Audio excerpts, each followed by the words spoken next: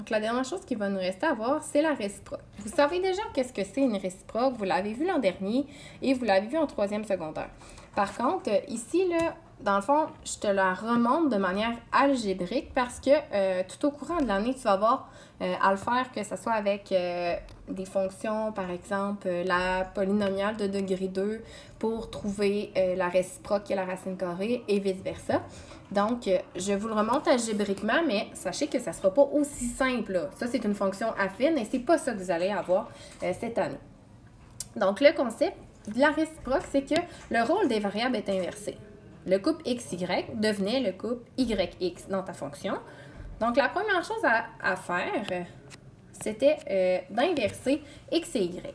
Donc, si on regarde mon exemple ici, là, j'ai Y est égal à 3X moins 5. La première chose que je te suggère de faire, c'est de venir écrire X égale à 3Y moins 5.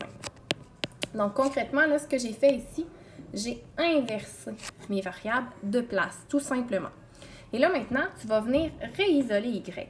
Donc, plus 5 de chaque côté, parce qu'évidemment, tu vas suivre tes priorités d'opération. À l'inverse, et la première, bien, ça va être d'enlever ton moins 5. Et l'opération inverse, c'est plus 5.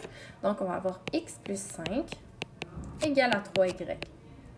Maintenant, entre le 3 et le Y, je te rappelle qu'il y a un fois de sous-entendu, ce qui fait que l'opération inverse d'un fois 3, c'est divisé par 3. Donc, on va avoir X plus 5 sur 3 égale à Y moins 1.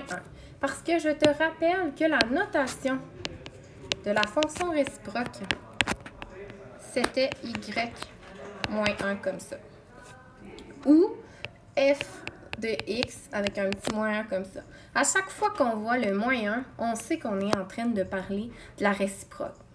Ici, là, si je m'intéresse à la Y à la moins 1, bien, on est en train de parler de la réciproque de Y.